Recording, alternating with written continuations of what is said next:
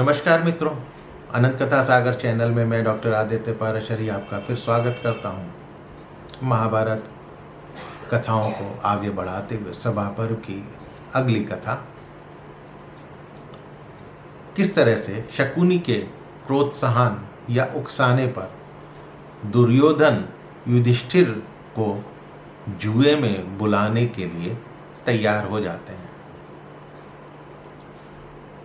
जैसा कि पहले की कथा में मैंने बताया कि दुर्योधन अपने बेइज्जती से उन्मत्त हो चुके थे और चुपचाप चले आ रहे थे, तो शकुनी ने उनको एक उपाय बताया कि यदि युधिष्ठिर को द्युत क्रीड़ा के लिए बुला लिया जाए।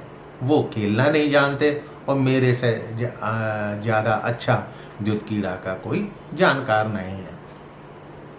अब जब दोनों महल पहुंच जाते हैं तब शकुनी तो शकुनी है।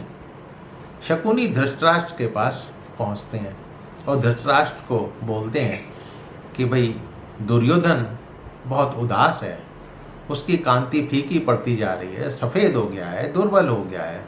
अवश्य उसे शत्रुओं की ओर से कोई ना कोई कष्ट प्राप्त हुआ है। वो आपका पुत्र है, आपका ज्येष्ठ पुत्र है, आप उसका पता क्यों नहीं लगाते, उससे बात क्यों नहीं करते हैं। तब धृतराष्ट्र ने दुर्योधन के पास जाकर उसकी चिंता का कारण पूछा कि भाई क्या बात है। तब दुर्योधन बोला कि मैं अच्छा खाता हूँ, अच्छा खाता पीता हूँ, अच्छे तरह से रहता हूँ, लेकिन कायरों की भांति मैं समय के परिवर्तन की प्रतीक्षा में अपने हृदय में ईर्ष्या लेकर बैठा हूँ। ईर्ष्या पांडवों को लेकर। युधिष्ठिर का राज्य वैभव, राज लक्ष्मी देखकर मुझे खाना पीना कुछ भी अच्छा नहीं लगता।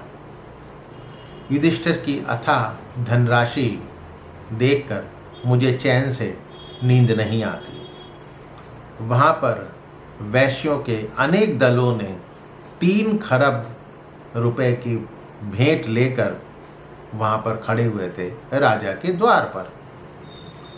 युधिष्ठिर के यहाँ जब 1 लाख ब्राह्मणों को रसोई परोस दी जाती थी तो शंख की बहुत जोर की ध्वनि होती थी और ऐसा दिन में कई बार होता था।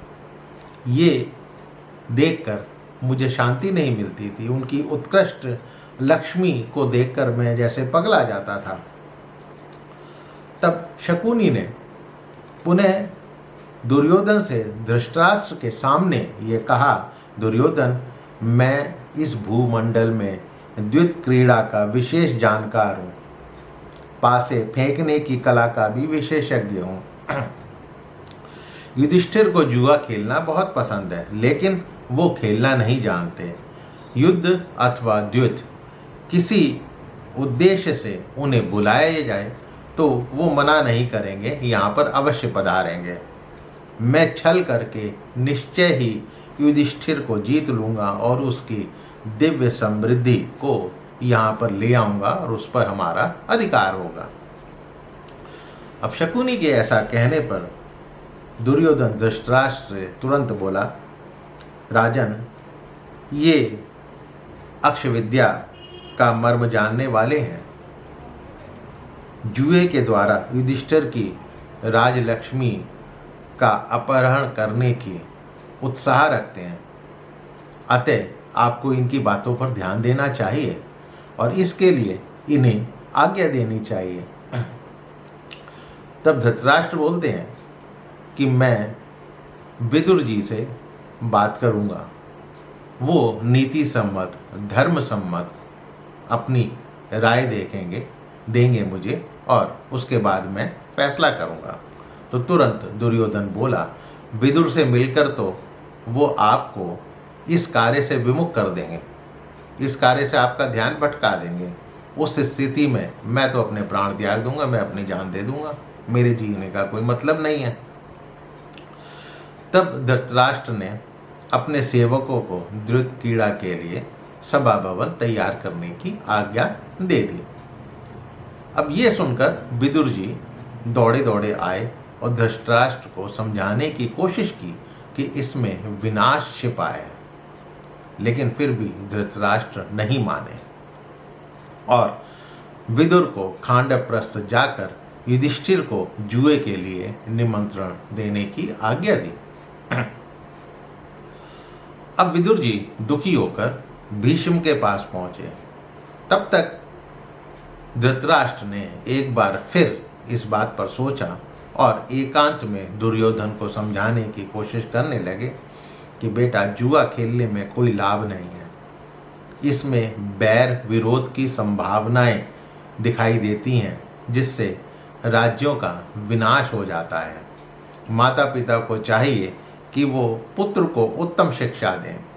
इसलिए मेरी मानो तो तुम ये जुआ खेलने का हठ छोड़ दो। लेकिन दुर्योधन कहाँ मानने वाला था।